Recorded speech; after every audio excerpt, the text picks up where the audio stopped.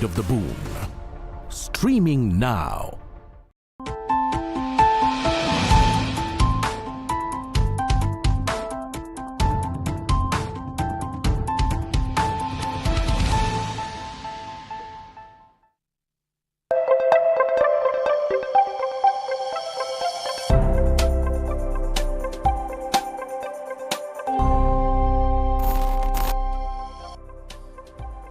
Hello and welcome. You're watching First Take here on News 9, where we break down the morning action on the D Street. I'm Suyash Maheshwari, and with me in the studio is Amit Ranjan. Now, let's begin things with how the global markets are looking and how they are set up. Amit, over to you. Though I mostly start with the US, but I will talk about the Hang Seng after being 2 days in the red. Hang Seng today is in the green today. It is at 0.07% as we speak till some time back. Coming to the Dow Jones, the US market, that closed in the green at 0.04%. Not so for the S&P 500, that closed in the red. It was down 0.09% yesterday. Nasdaq was also in the red, down 0.16%.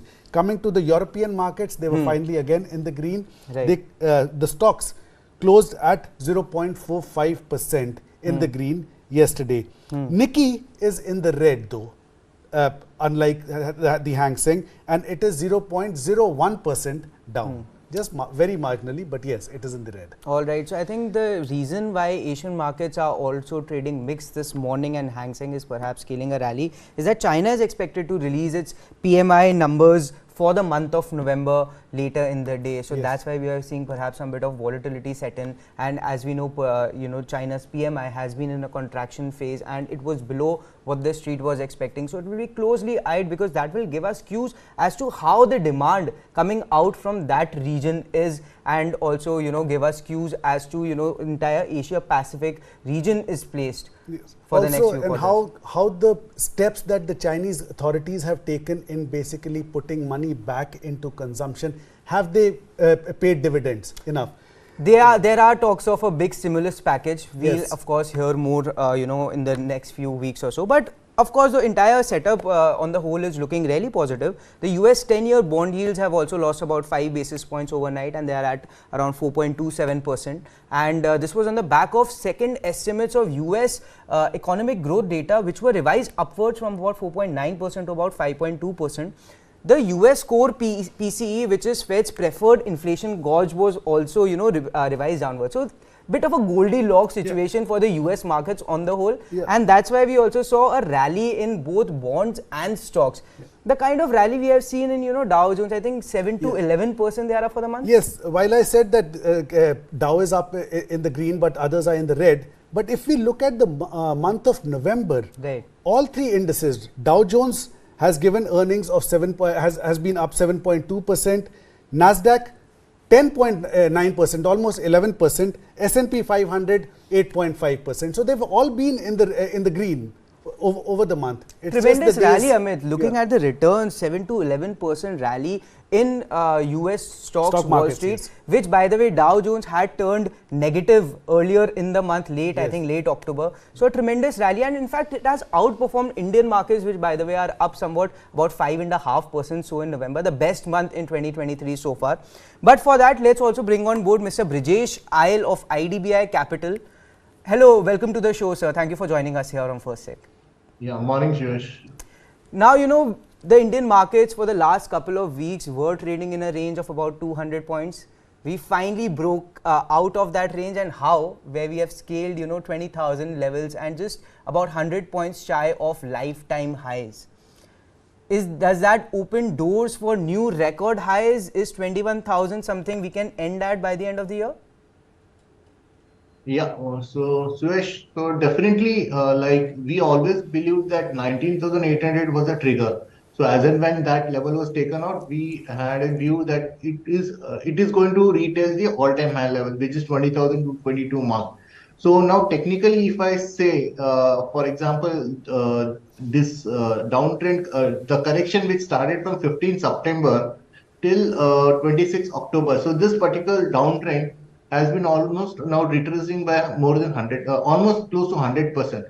So normally in such a scenario, this extension of this retracement is seen till the 127%, and that value of that 127% comes at 20,600. So I'm of the opinion, maybe gradually, slowly, as you spoke, like end of the year, we should be heading to 20,600. This is the level which I'm watching right now.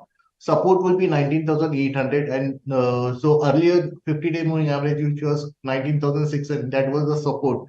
Now that has shifted to 19,800. So net somewhere 19,800 to 20,800. This 1,000 odd points can be the range for the next couple of days or weeks for the Nifty, is what I believe. All right, so another 400 points from lifetime highs, which are currently at 20,222. So 20,600 on cards. Now, Nifty Bank also, Brijesh, saw bullish crossover in yesterday's session, has given about a rally of 1,500 points in the last 4-5 sessions. Is that a sector that could perhaps take a leadership role from here on?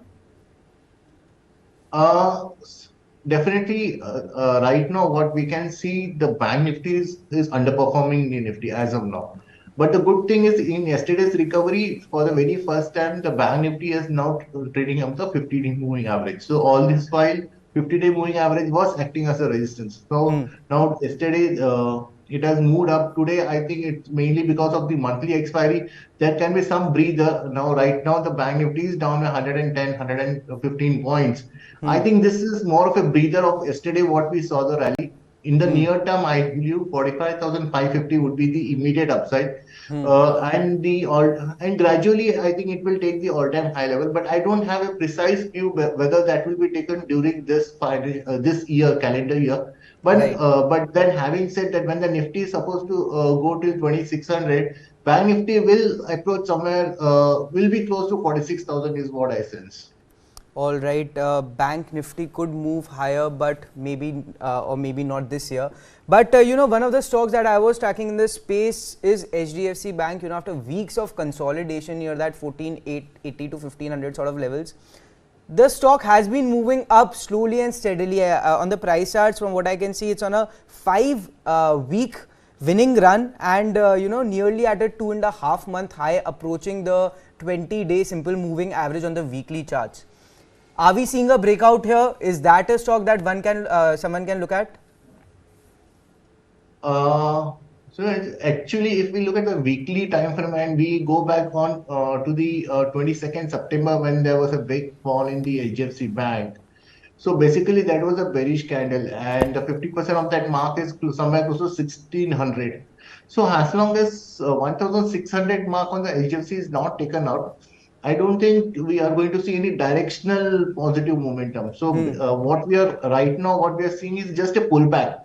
Right. I'm still not convinced to take the positional buy. Yeah, definitely there is a trading bet till 1,600, 1,590, 1,595. That is the trading bet I would like to take. But then if I need to recommend a positional bet, I would still like to have some more confirmation on the long-term charts, which is right now missing. So I would term this just as a pullback. And maybe another 20-25 points pullback will maybe there in the HDFC Bank, but this is not the positional buy is what I sense. All right, not a positional buy, looks like a pullback. But I'll come to you, Amit. Now, the auto sector is one of the space that we have been talking about in the November series. On the whole, has been an outperformer. Nifty auto is, I think, somewhere up about 10% or so in the last one. 10.04% in the last 1 month. But one particular space within this entire segment that is shining is the two-wheeler stocks, isn't it?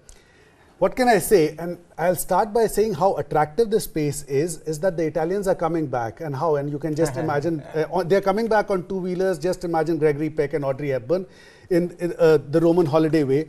Vespa Elettrica is due to launch its EV two-wheeler in June 2024.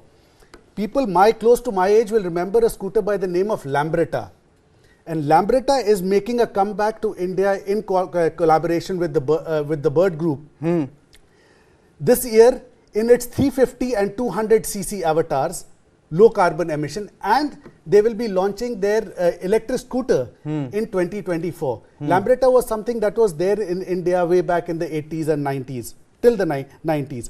So if that is not enough, an unsuspecting group that is making its foray into this is the Hinduja group. They, Gulf Oil Lubricants, which is their company, acquired the EV charge maker Tyrex Transmissions for as much as 103 crores few months ago. They already have Switch Mobility. As far as the two-wheeler stocks are concerned, the last month's earnings, I'll start with Bajaj Auto, was up 14.23% over the last month. Right. Slightly down today at and it's at rupees 6,058. 0.2% down today, but today's trading. Eicher Motors over the last month has earned 15.61%. TVS Motors over the last month has earned as much as 16.70%. Right. Hero Motocorp 21.04% over the last one month. That's how attractive this space is looking. Brijesh, you can throw some more light on this space, and which one do you think is the most attractive one of the lot, and what should we look forward to? Yeah, definitely, sir. As you spoke, definitely within the Nifty auto space, Hero Moto is something which is definitely a very strong bet, mainly because of the monthly time frame. If you see the monthly, that's kind of a cup and handle kind of a structure, which is already formed, and we have seen a good amount of breakout. So in the near term, 4,500 is what I think can be the upside target for the Hero Motoco. Declines or corrections in this counter should be definitely be the buy setup. Besides this, Bajaj Auto is also one pick which I think it's already moved up. There is no technical structure, but definitely the momentum and the sector itself is moving. So definitely that spurt will be there. 6,500 plus should be the view for the Bajaj Auto. And if you look up, if you talk any of the trade setup in the auto space, then I think now recently Tata Motors and M&M. Though it is not a two-wheeler space, but then there is a trade setup with the M&M and Tata Motors, which talks of another close to another 10% move from the current level. So I think, when in the next 1 week or so, when the Nifty rallies, or maybe the Nifty makes a new all-time high level, Tata Motors and M&M will be the two stocks on the auto space which should contribute to this rally. All right, and I mean, looking at the entire sector, you obviously stated the re-entries of big Italian players and the new entries, the new forays by Hinduja Group. But the entire segment, the two-wheeler segment also, Amit, is moving towards premiumization. We have seen companies like, Bajaj Auto also foray into that. By the way, they are also planning to launch their world's first CNG-powered bike, and the entire segment not just moving towards premiumization on the back of the burgeoning middle class, the pockets of them are also growing, but we are seeing a transformation on the whole, where we are seeing the rural demand is picking up at the lower strata, as well as the premium segment is obviously doing well. Quite a few sectors are adding up to why this sector is looking so attractive. The most obvious one is congestion in the urban space. So that is why within the urban space, people are looking towards two-wheelers, and if these are the high net worth individuals, they are looking at something that looks premium also. So therefore, the premiumization, the move towards premiumization, the low-cost vehicles will still be there, but there will be more and more of these that will be coming into the space. Right. Now, Brijesh, before we let you go, can you give us 3 to 5 trading ideas for the short term, sir? Yeah, so I think from the auto space, there was one Minda Corp which I was bullish. The trade setup was to buy somewhere close to 373, 375 levels. The stop loss would be 355 for the a target of 410. That's the first one. Next, we saw some good amount of delivery volumes in Poonawalla in yesterday's session. So I think that momentum is going to continue today also. With a stop loss of 370, I think we should take a buy for the target of 414. Next one is the LIC Housing Finance. So again, I believe this would be a trading bet for next 8-10 days kind of a time frame with the current price. The stop loss would be 461 for the target of 568. So yeah, so that would be the bet for the next couple of days. All right, that's Mr. Brijesh Iyer for you. Thank you for joining us here on First Stick, sir. Appreciate your thoughts. Thank you. But moving on, Amit, the markets have in fact slipped in the red from what I'm made to believe. Nifty is now below the 20,100 mark. And if you can pull up that graphic on the screen, Nifty is down by about 0.28% at 20,041 level. So we have given up about 60-70 points from the day's high. Sensex is also trading in the red. It's below the 66,700 mark. Midcap and the small cap indices, which were also firmly in the green this morning at new lifetime highs, have also slipped in the red. By the way, both the indices are down somewhere from 0.15 to 0.25%, and India VIX, the volatility index, has inched up by about 1.5% and is approaching the 13 mark. But with that, let's also bring on board Mr. Rohit Srivastava, founder and market strategist at India Charts. Hello sir, welcome to the show. Now, last time we spoke, Nifty was trading in a range. You were cautious, but since then we have seen a big breakout of about 200 points on the Nifty. Does that open doors for a new lifetime high, sir? So I'll break it up into two parts. One is the trade and one is the big picture view. So the concerns on the big picture, of course, do not go away with a small move in the Nifty. What it does do, however, is because we went past 19,850, which is the hurdle that we were really watching for all of last week, is that it does open up the possibility that we do, go back to the lifetime highs and even stretch beyond that a bit into early parts of December. So that on a trade basis, it does become bullish, but medium to longer term, the concerns remain, and therefore you will have to be a little more careful on this move on the way up. All right, sir. Week in, week out, we have been talking about the exuberance, the rally that is playing out in the broader markets. I think Midcap Index is on an 18-day winning streak. Valuations wise, are we approaching that bubble territory? It's a good question, but when we really compare it with historical data, the problem is that the data has changed because we moved away from standalone earnings to consolidated as far as what NSE provides in 2021. So right now, if you look at say mid cap, small cap, P ratio, probably see them in the 28, 29 zone, whereas they'd almost gone to 60, 70 times in the previous cycle. I think to some extent it is comparable. So, if you adjust it backwards, you are getting to the top end of the range. You are not in extreme, but very close to extreme territory.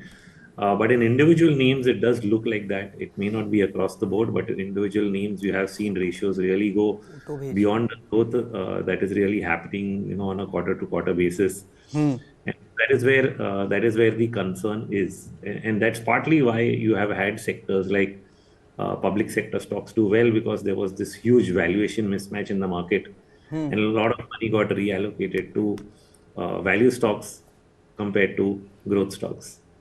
Any pockets of opportunities looking in the mid cap in the broader market, sir? No, I don't think so. I think caution will prevail. Like I said, this is essentially becoming a trader's market. We are going to be, looking at it from what we call cycle to cycle, and by cycle we usually refer to the momentum cycles that we measure using our momentum indicators. And each cycle amounts to a trade that lasts for somewhere between 3 to 5 weeks, either bullish or bearish. And that is how we are going to approach it. Longer term, I think we do still see issues like you asked.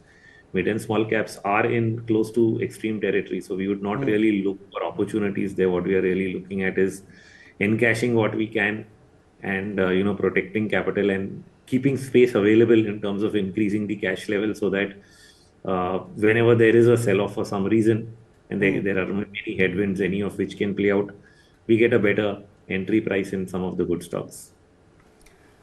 Good morning, Rohit. Amit here. I would like to drive your attention on another trend that we are observing now. Back in September 2022, FIIs left the shores of India mostly on the back of Fed rate hikes. In the last 5 days, 5,400 crores of rupees worth of equities have been purchased by FIIs. Now, which sectors do you think are benefiting most from this trend? Well, I think it's an entire basket, and a lot of it, a lot of FIF flow also goes into large cap. So remember, the large cap underperformance has been to a large degree, especially in banking, assigned to these outflows from FIs because they had a very large holding in the private banks. So if you reverse that trend, the immediate beneficiary becomes banking again. So you actually saw Bank Nifty yesterday surpass the short-term high that it had made a week back, immediately within a day. And that's the kind of reversal you actually end up getting in, say, financials, which has been one of the weakest spots, essentially because of selling that was coming in from FIs. But in general, I would say large caps benefit, and which is when you actually start seeing Nifty perform much more strongly, because till last week it was looking like a very lethargic advance. Volumes last week had really dropped to a 1 month low, and from there we've actually seen things pick up a bit on these inflows. So that's how it will be. You'll probably see large caps doing better than mid caps when FI flows really move in. Rohit, with respect to banking, do you foresee a sort of a rally in banking stocks, or it's just going to be a blip, sort of a spike? No, I don't think it should end in a blip. It probably, if you asked me this few days back, I would have said so. But now that we are past 19,850 on the Nifty, also, I think what the setup ends up being is that all these indices try and attempt to go back to the highs, which actually means going back to a 47,000 kind of level for Bank Nifty all over again. Of course, that doesn't happen in a day. It takes several weeks for something like that to happen. We'll have to simply trail, with some kind of a moving average, some kind of a support, and try to ride the move higher for banking.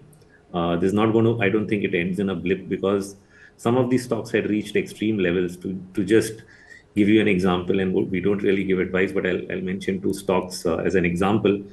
HDFC Bank, the entire rise that it saw last year was retraced up to 61% at the recent bottom. So that's a significant reinvestment against many other stocks that have done well, especially in mid caps and so on. So it had that very deep dip, and from there it started to bounce up, and so that's a critical level that has held. Doesn't really break easily once it has held, so it gives you confidence that you've got good support there. Another one which has been beaten down for a long time has been Kotak Bank. There also, if we go to say a monthly chart, then we actually find that it took support on the 40-month average, and for the month of October, it actually closed positive, not breaking that average. And so from there now, we are seeing a slight pickup. It's not been as strong so far as HDFC Bank, but the main point being that certain long-term supports did not break and were tested during this phase. And that gives you hope that financials can possibly make a comeback if, like you mentioned, FI flows are turning. And also wanted to get your view on the IT pack on the whole. The GDP inflation, GDP growth data from the US has been strong. Bond yields have eased significantly by about 75-80 basis points or so. Is that a sector that could perhaps do well from here on? So possibly it does well. I do still have some reservations with the IT pack, because we are not very happy the way the prices have advanced from the March low. And at the March lows, I did think that possibly we made a bottom for tech, but the rise from there doesn't give confidence. Having said that, the markets are generally going up as long as the US tech is doing well. Indian IT sort of trails that. And of course, there's been that divergence, mid-cap IT doing better than large cap. That will not change. But when we generally talk of the IT sector, we are talking of the large caps as well. Where I do think that the risk remains that if you do at some point of time see a slowdown in the US, which is a hanging risk which has not gone away, which is why I said that longer term we still want to hold a certain amount of cash, because entering into 2024, this is the last month of the year. High interest rates and the possibility that they don't come down early enough can cause a meaningful slowdown in the US growth cycle in the year ahead. Many data points have already weakened, even though that GDP number appears high on the back of government spending mostly. Many other data points down to housing sales have been weakening. And therefore, if that continues, it would have some kind of a pressure on the Indian IT pack in general. So that is why it's not something I would want to go outright and bet on. But as long as markets are good, IT stocks will not fall immediately. That's the only good side. Now, Rohit, before we let you go, you said something about, holding cash positions, because you expect market to be volatile going forward. Is that a virtue that has been lost on us? Because, the markets currently, we hear about investors chasing momentum and working with leverages. Is holding cash something that is lost on us?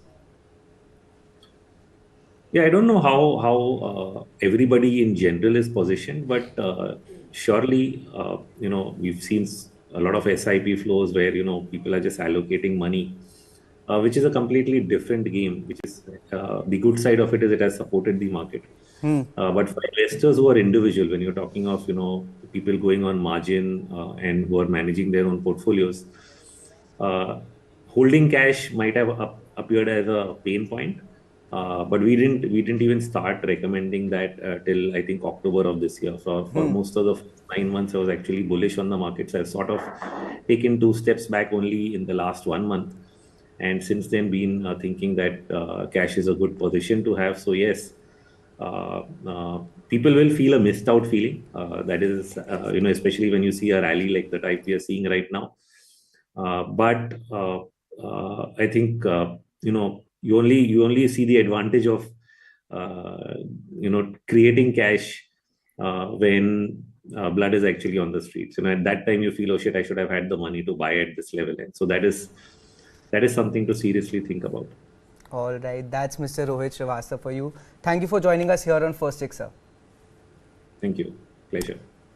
But Amit, moving on, Tata Technologies has made a stellar debut on the bourses today, has in fact listed in 4 digits. Tata Tech shares debuted at a premium of 140% at rupees 1200 per share versus the issue price of about 500 rupees a share.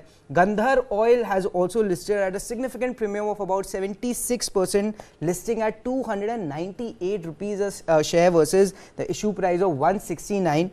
But Fedbank listing was muted. It listed at a discount of about 2% at 138 per share versus the issue price of 140 per share. But also let's look at how markets are holding on before we wrap things up. Nifty is still trading in the red and below the 20,100 mark. Oh, in fact, it has gained some momentum, and Nifty 50 is I think up somewhere. All right, 10:15, and volatility has hit the market. Nifty 50 is down 0.3% at 20,084 mark. Sensex is down 0.33% at 66,690 mark, just below 66,700 mark. Mid-cap index and small cap index have recovered from the day's low.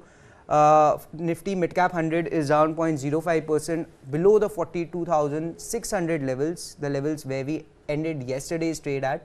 And the small cap index is holding above the 14,000 mark. Volatility has spiked. India VIX is up 3.42% and has now in fact moved above the 13 mark for the very first time in nearly 4 months. But with that, it's a wrap on this edition of First Take. Keep watching News 9.